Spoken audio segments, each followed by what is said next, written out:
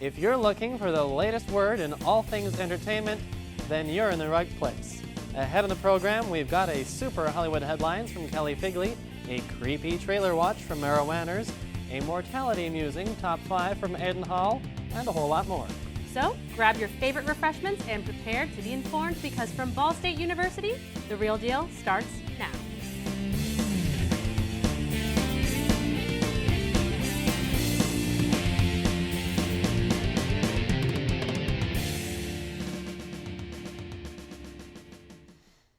Hello and welcome to The Real Deal, Ball State's one and only entertainment news show. I'm Connor Fack. And I'm Ramel Tadai. Now that summer is over, happy equinox everyone, the entertainment world is once again starting to feel more autumnal, darker, colder, a bit more edgy. That's right, and our initial few segments this episode are going to note how that theme is playing out across the board. First up, there's Kelly Figley with another edition of Hollywood Headlines. Kelly? Thanks, guys. The largely anticipated movie The Maze Runner opened in theaters Thursday night, taking in $1.1 million. The story, based on the best-selling book of the same name, is centered around Thomas, played by teen wolf Dylan O'Brien, and a group of boys who wake up in the middle of an intricate maze with no memory of how they got there. The boys have to find their way out of the maze while also fighting off strange creatures and discovering clues about the strange society they are now a part of. Many are wondering if this series could be the next Hunger Games, and since the book is the first in the Maze Runner series, if the movie continues to do well, we will no doubt see more of it. In TV news, CBS recently committed to the new Warner Brothers TV show, Supergirl. The show is based off the DC comics about Superman's cousin, Kara Zor-El, and her journey to embrace the abilities and become a hero. CBS seems to have picked up on the superhero trend, and Warner Brothers is already currently producing 5 other comic book series on television, including Gotham, Arrow, and The Flash. This is only the second time Supergirl will make a primetime television appearance, the first being Laura Vandervoort's portrayal on the CW Smallville. The show is set to premiere as early as next season. And finally, it's been 20 years since Friends premiered on NBC, and to commemorate its anniversary, a pop-up Central Perk Cafe has appeared in Soho. The replica coffee shop, complete with oversized coffee mugs and the famous orange couch, yes, the real one from the show, is meant to give fans the ultimate Friends experience. There are several cases of memorabilia from the show, in addition to pictures of the cast lining the walls. There are also TVs so you can order coffee and sit on the couch while watching Friends episodes. The coffee shop opened on the 18th to a huge line of people waiting outside and will only be open until October 18th. I, for one, am very sad that it will not be a permanent establishment/landmark for all Friends superfans. Thanks, Kelly. I wish I could grab a coffee from my favorite TV show set. It's going to be the season when you actually need that, too. Yeah, you might need more than just coffee to help you feel warm and cozy when watching the subjects of our next segment. Here with the latest on some upcoming hair-raising movies is Marah Manners with Trailer Watch. Tell us what you've got, Marah. With the ever-increasing advances in movie cinematography, special effects, and technology in general, we all expect to come out of the theater blown away after seeing a high-quality film. Along with that, it seems that movie writers are coming up with more and more unique plots and storylines to be shown on the big screen. Now, October is right around the corner, and what's the best part about October? Of course, Halloween! Nothing says Halloween better than a good murder mystery and a scary movie. 2 new up-and-coming films that will leave you on the edge of your seat are Gone Girl and Annabelle. Gone Girl is an adaptation of author Gillian Flynn's best-selling novel. In Gone Girl, directed by David Fincher, a woman turns up missing and her husband is said to be her alleged murderer. The story of his wife made the headlines across the country, causing him to be the most hated man in America. The husband, Nick, played by Ben Affleck, who has starred in Argo, Jersey Girl, He's Not That Into You, and countless other movies, swears he is not responsible for his beautiful wife, Amy, played by Rosamund Pike's disappearance. For those of you who are fans of How I Met Your Mother, you will get your fill of Neil Patrick Harris in this film playing the character of Desi Collins. The public is extremely involved with trying to figure out what happened and who killed Amy. Desi is a mystery character who continues to show up at random events held in honor of Amy, and Nick notices Desi's appearances because he has no idea who this man is or why his wife is any of his concern. Maybe Desi killed her. Maybe her husband Nick killed her. In her diary, she kept repeatedly saying that her husband could kill her, and she was afraid of the man she had married. Maybe she devised a plan to frame her husband of her death and is really still alive. Clues are found across the city that reveal more about her death. Each clue is concealed in an envelope marked in numerical order. This treasure hunt to find Amy and her killer is a suspenseful murder mystery you will not want to miss. Now, the next film, Annabelle, is the prequel of the popular movie The Conjuring, which many of you may have already seen. For those of you who are freaked out by creepy dolls and girls in white nightgowns, this movie will be sure to give you nightmares. In the movie, a young couple, played, ironically enough, by Annabelle Wallis and Ward Horton, move into their very first house. The husband surprises his wife with a new doll to add to the collection of dolls for their expecting baby boy's nursery. Even before the child is born, the pair gets harassed and haunted by an evil spirit. The demon is in the form of your typical pale, black-haired woman wearing a floor-length nightgown. At first, she doesn't cause much harm, but as time goes on, the young couple experiences things they cannot explain. The demon attaches itself to the doll that her husband bought for his baby's nursery. The couple cannot take the haunting and paranormal activity any longer, so they call in a priest played by Tony Ammendola and a detective played by Eric Layden for help. This movie shows you the struggle a mother and father have to keep their baby in home safe and rid of evil spirits. I'm certain that this will be the next big scary movie out there that makes you not want to turn off the lights when you're going to sleep or get up at 3 a.m. to use the restroom in fear that there will be someone standing at the end of the hallway waiting for you.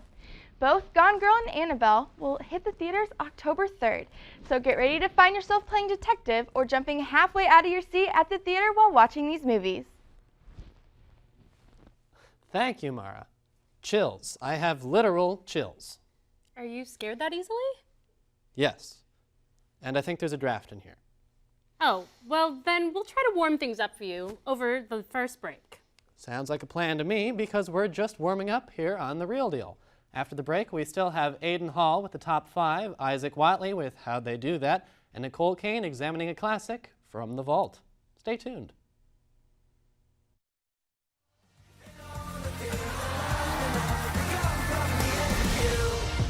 We don't know for sure if dolphins feel friendship.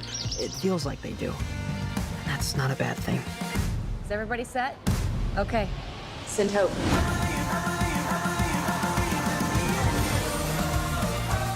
Thought of all those brains you've got, you would have figured out the game you're playing by now. Terry, are you here?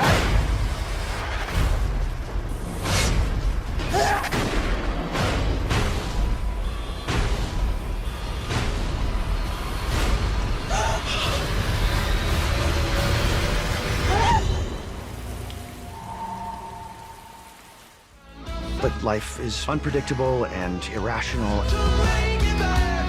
and complicated. And I want a complicated life.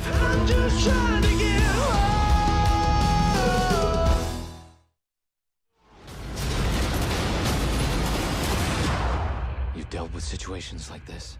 Not like this.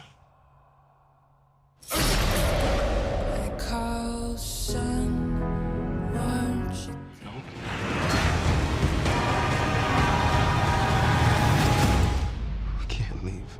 They won't let us.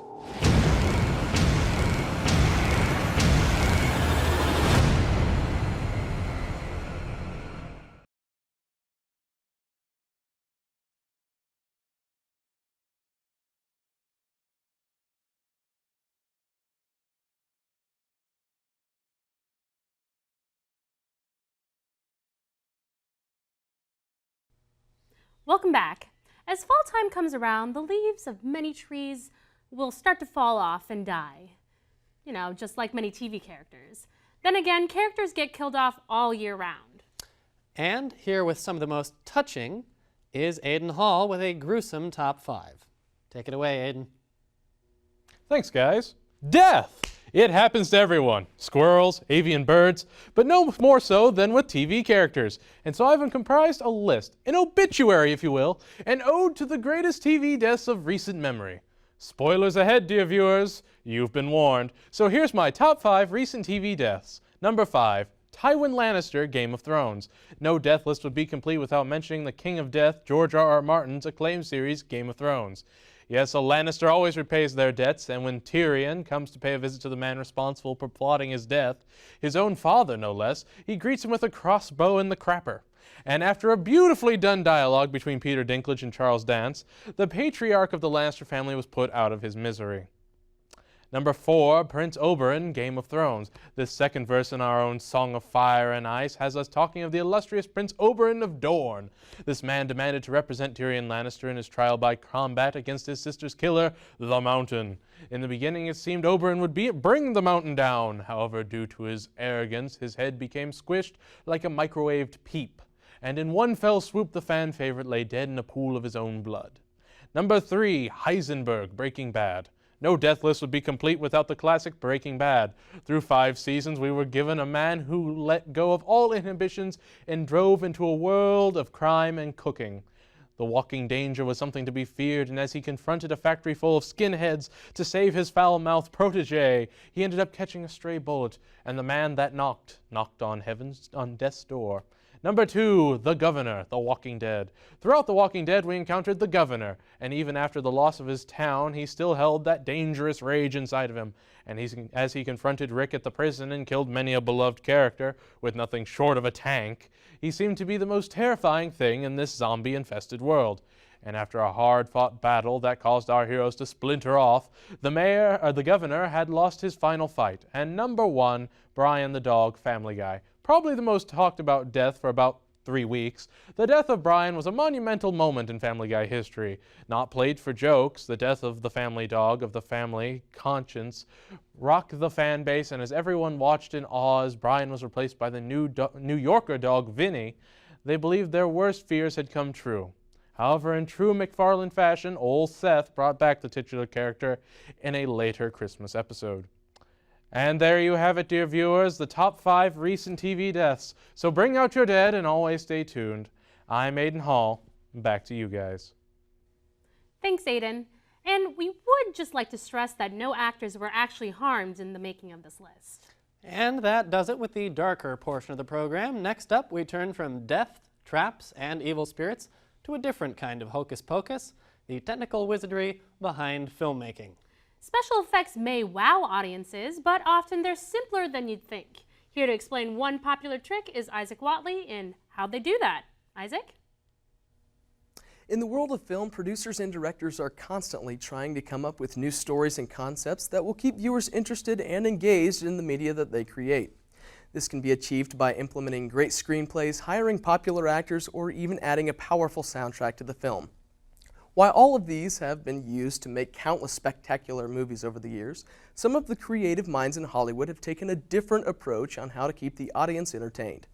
For today's How'd They Do That segment, we're going to take a look at how post-production crews amaze audiences by putting the same actor in 2 different spots in the same scene at the same time. After we unpack some of the steps on how pros multiply their talent on the big screen, you can use these simple techniques on your own to take part in the movie magic yourself with just a camera and a simple editing program. You've probably all seen it before. You're watching a movie and suddenly there seems to be a double or a twin of the actor on screen. One example of this is in Disney's The Parent Trap, as Lindsay Lohan alone portrays a set of identical twins throughout the entire film. Another example of this technique being used is in Disney's The Lizzie McGuire Movie, as lead actress Hilary Duff also portrays 2 people at once. This technique of doubling actors, while it may seem complex, is actually much more simple than you might expect. It's all done by overlapping 2 different shots from one stationary camera. For example, in these films, the actor or actress stays on one side of the screen, performs the scene, and then moves to the other side of the shot to perform as the other character. After timing the 2 scenes to match, the videos are then cropped down the middle and the 2 halves are put together, overlapping each other. Considering the fact that the camera remains stationary throughout the 2 shots, there's no difference in the background of the scene. While this is a common technique for one actor changing into 2 characters, some directors have taken this trick to the next level by making hundreds of characters out of just one actor. This was done in Tim Burton's 2005 film Charlie and the Chocolate Factory, as actor Deep Roy single-handedly portrayed an entire choir of Oompa Loompas. During the production of the first dance sequence in the film, Roy did the same dance multiple times in multiple different places in multiple different shots. All of this footage was taken to post-production, where it was cut and overlapped to make an impressive-looking final shot. Now, the Oompa Loompa trick might be hard to replicate, but if you want to take your creativity a little further in your own film work or home movies, you can try this trick on your own. By just picking up an editing program that features an overlay track, you're ready to start. Countless electronic stores sell these programs for a decent price. With all of the insanely complex techniques used by Hollywood, it's cool to be able to practice a really nice one on your own. I hope you've enjoyed taking a step behind the scenes, and I'll see you next time on how they do that right here on The Real Deal. Thanks, Isaac. That seems much easier than what I was trying. What were you trying? Concentrating very hard and splitting my corporeal being in two. Connor, people can't do that. Oh, they can't? Well, gosh, that explains why I could never do it then. And I suppose that means that none of you can be at the two places at the same time either. So if you need to take a break, I suggest you do it now. But hurry back, because we still have the Music Minute from Brandon Krakowski, a look at a film from the vault with Nicole Kane, plus the final word from Connor and I. Don't miss it.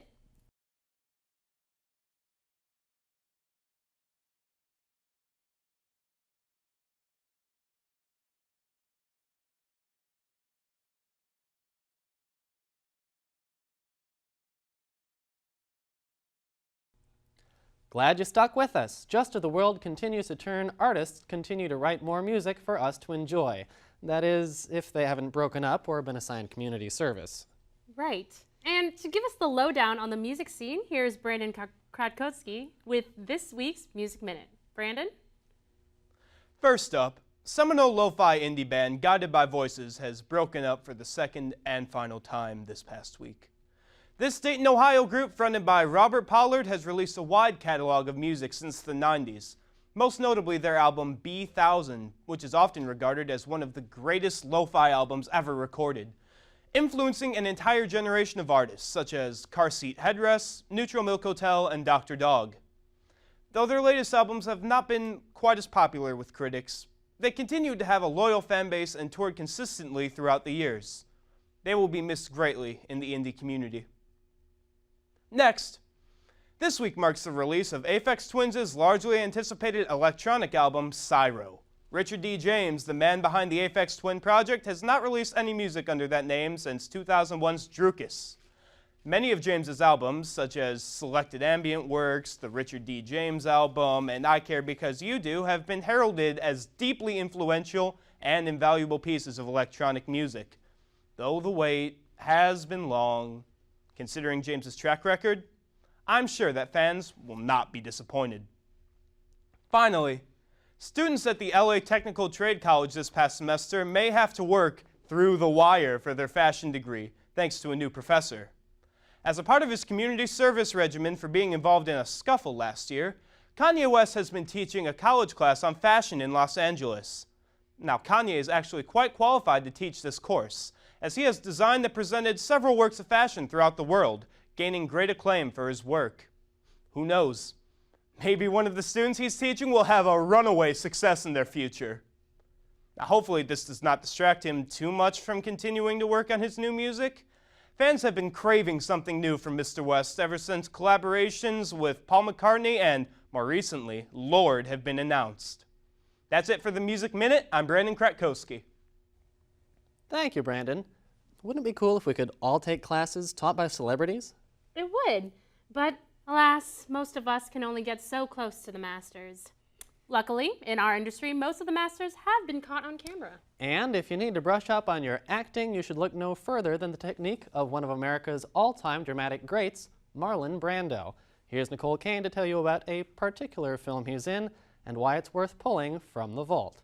Nicole? Hey guys, it's time for From the Vault, where we talk about our favorite classic films, because even if a film is old, does not mean it is overrated or outdated. So today, the film I'm going to talk about is the 1953 classic, The Wild One. This film, starring Marlon Brando and Mary Murphy, directed by Lasso Benedict, centered on the growth of motorcycle gangs in America. Now, it takes place in a quiet middle American town. Well, quiet until a rebellious group of motorcycles show up and cause havoc. The gang's leader, Johnny, played by Brando, has an air of being a typical bad boy, hating authority and charming the ladies. That is, until he meets the sheriff's daughter, Kathy, played by Murphy. And the two share a romance, both seeking what they desperately need in each other. For Johnny, it's stability and kindness, while for Kathy, it's freedom and a sense of adventure. Now, of course, their relationship hits some major bumps, but you're just going to have to watch the movie to see what happens. Now, I love this film for many reasons, but here are just a few. One is that Brando is almost the original bad boy, full of misunderstanding and teen angst, but trying to do the best. I mean, how do you not fall in love with him? Also, you really feel for Kathy, being stuck in some boring, small town, desperately trying to get out. Personally, this movie is a classic for the stereotypical teen drama. It's just written and filmed really well, unlike some other angsty teen movies that are popular today. So, if you are in the mood for an amazing classic film, or you just want to watch a great movie, I'd suggest 1953's The Wild One. I'm Nicole Kane, and this has been From the Vault. Thanks, Nicole. Some things just never change, do they? Well, they say that change is the only constant, but around here we wrap up the show pretty consistently with the final word. And we will again right after this last break. See you on the flip side. This way! Pleasure to meet you. It's a pleasure to meet you.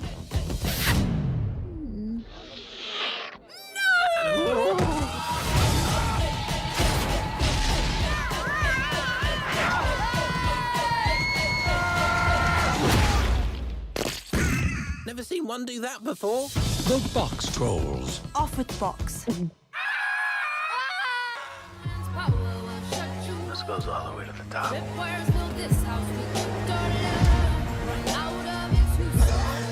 Had enough? Because I can keep going. Brick by brick, body by body. What do you see when you look at me? What do you see when you look at me? It's too late to start over.